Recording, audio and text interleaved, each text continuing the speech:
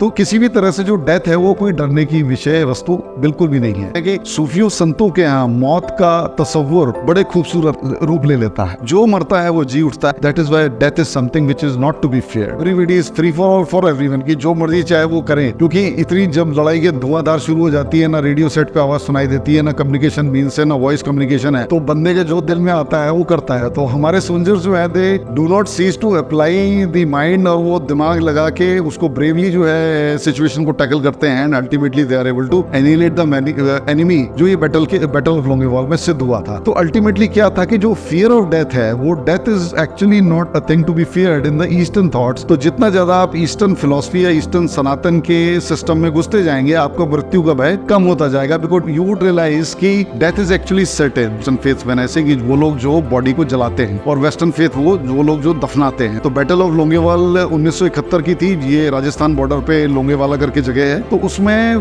पाकिस्तान के लगभग 5000 attacking force को 200 लोगों ने लगभग टोटल उसको फेस किया था। Either way the death is not something to be feared, it is to be accepted as it comes. Hello friends, आज का जो टॉपिक है वो थोड़ा is death to be feared, this is the topic. तो इसके अंदर भी आप देखेंगे कि over the course of the video you would realise कि यहाँ पे भी हमने ईस्ट और वेस्ट का भेद कर दिया है, जो कि हमारी साइंस में भी होता है। तो उसका कारण ये है कि जो वेस्ट की साइंस, आइडियोलॉजी, कल्चर या जो उनकी थॉट प्रोसेस है वो बेसिकली 5 फिजिकल सेंसेस से और फिजिकल बॉडीज से रिलेट करता है। इसी के बेस पे यहाँ पे भी भेद हो जाता है कि death whether it is to be feared और नॉट। तो ईस्ट के अंदर क्या होता है, because I have myself served in many operations, मैंने कई कैंपेन्स में सियाचिन पे और कारगिल वॉर में बहुत सारा मैंने डेथ को, और मैनेट वॉर जो है you know right in the middle of the dance of death, मैंने ये सब चीजें एक्सपीरियंस की हैं। तो इसके अंदर मैंने एक चीज देखी कि जो ईस्टर्न फेथ वाली आर्मीज होती हैं, जो ईस्टर्न बैकग्राउंड से बेसिकली आते हैं, जो ईस्टर्न फेथ में ऐसे कि वो लोग जो बॉडी को जलाते हैं, और वेस्टर्न फेथ वो लोग जो दफनाते हैं, वेदर ग्रेव है या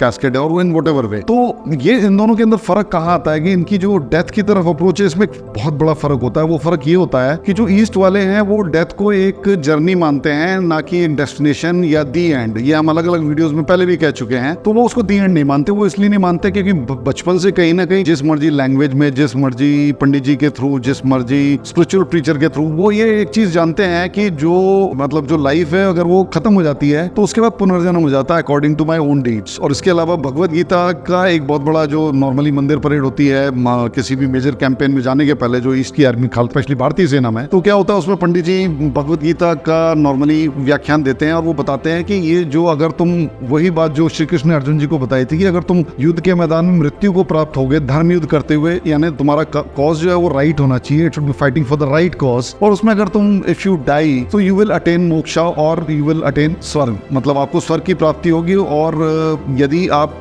जी जाते हो और युद्ध को जीत जाते हो तो आपको पृथ्वी के सुख भोगने को मिलेंगे। तो यही बात जो है श्री कृष्ण भगवान ने अर्जुन जी को बताई थी, जो कि हमारे सैनिकों के माइंड में, उनके टोटली इट इज एम्बेडेड। तो इस शक्ति पे क्या होता है कि वो बिना किसी नशे के, बिना किसी सेडेशन के लड़ते हैं। और जो वेस्टर्न जो फेथ सिस्टम है उसके अंदर क्या होता है कि डेथ को ये माना जाता है कि आपकी डेथ हो गई, या मान लीजिए आपको प्रॉपर बरियल नहीं मिला, तो वो आपकी बॉडी जो है, they are not able to distinguish between की the consciousness actually left the physical body. तो वो डेथ को मानते हैं कि जब तक जजमेंट डे या क़यामत का दिन नहीं आ जाएगा और सारी बॉडीज का और सारे बीइंग्स का जो है वो फैसला किया जाएगा बाय सर्टेन गॉड। तो वो ये जो फर्क है ये उनको मौत से कहीं ना कहीं एक तरह से उनको, या एक जो दूसरी स्टोरी होती है वो I don't want to mention it, लेकिन वो हम सब जानते हैं कि क्या है कि एक तरह का सब्ज-बाग दिखाया जाता है कि ऐसा होगा या वैसा होगा। बट अल्टीमेटली आप देखेंगे कि इस सब के बावजूद उनको जो है सेडेशन की जरूरत है, फीम का नशा है, तरह तरह के नशे हैं। वो नशे करके आई हैव एक्सपीरियंस की, चाहे वो मिलिटेंट्स हैं, चाहे इस तरह की जो वेस्टर्न फेथ को मानने वाली आर्मीज हैं, तो ये कहीं ना कहीं नशे करके और तब लड़ने को आती है। उसके ठीक विपरीत जो भारतीय सेना है वो 1-2 पैग हो सकता है लगा ले, that is to ease the tension, but he is not losing control, he is totally fully in senses, very fully cognitive of what is happening. तो इसकी मैं एक बैटल की मिसाल देता हूँ 1971 की, जो मतलब 1 आर्मी वर्सेस पाकिस्तानी वर्सेस भारतीय सेना। तो बैटल ऑफ लोंगेवाल 1971 की थी, ये राजस्थान बॉर्डर पे लोंगेवाला करके जगह है। तो उसमें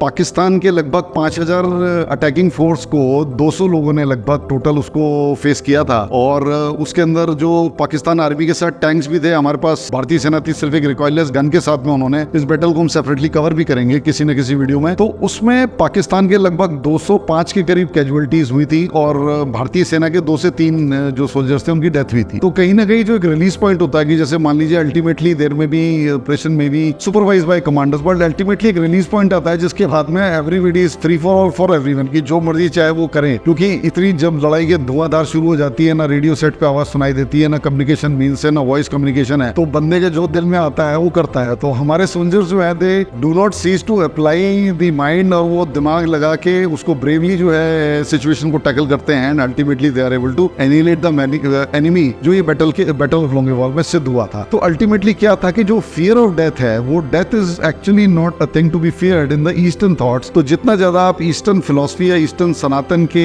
सिस्टम में घुसते जाएंगे आपका मृत्यु का भय कम होता जाएगा, बिकॉज यू वुड रियलाइज कि डेथ इज एक्चुअली सर्टेन। जो जिसका जन्म हुआ उसकी मृत्यु पक्की है, जैसा कि श्री कृष्ण भगवान ने भगवद गीता में कहा, और जिसकी मृत्यु हो गई उसका या तो पुनर्जन्म होगा या उसका मोक्ष होगा उसके कर्मों के अनुसार। तो किसी भी तरह से जो डेथ है वो कोई डरने की विषय वस्तु बिल्कुल भी नहीं है। इसका मैं इस वीडियो को ऐसे टर्मिनेट करूंगा कि जो आप देखेंगे कि जो हमारे संत लोग होते हैं तो वो लोग मृत्यु को जो है, एक गुलजार साहब के एक कुछ बोल हैं उनके, मैं आपको कहना चाहूंगा कि वो कहते हैं कि सूफियों संतों के यहाँ मौत का तस्वुर बड़े खूबसूरत रूप ले लेता है। जो मरता है वो जी उठता है, कोई चोला बदल लेता है, कोई मटकी फोड़ देता है। और उसमें एक शायद कबीर का दुआ है कि भला हुआ जो मेरी मटकी फूटी रहे। मटकी यानी जो ह्यूमन बॉडी है वो एक तरह पानी है, मेनली पानी की बनी हुई, और जो शरीर है वो मटकी है यानी पानी, यानी उसने कर्मों का संचय करके वो हमारे साथ जो हमारी बॉडी है उसके अंदर कंटेन्ड है। तो वो कबीर का दोहा शायद है ये कि भला हुआ जो मेरी मटकी फूटी रहे, मैं तो पनिया भरन से छूटी रहे। मतलब इसका मतलब I am going to be liberated from the cycle of birth and death, but this is what Kabir is saying, who is a evolved soul who is assured of getting the moksha. तो यही हम अपने लिमिटेड फॉर्म में, जो हम लोग limited human beings हैं, जो कॉमन मैन है, हमारे कर्म उतने शायद अच्छे ना हो, तो जैसे कि कबीरदास जी के थे, तो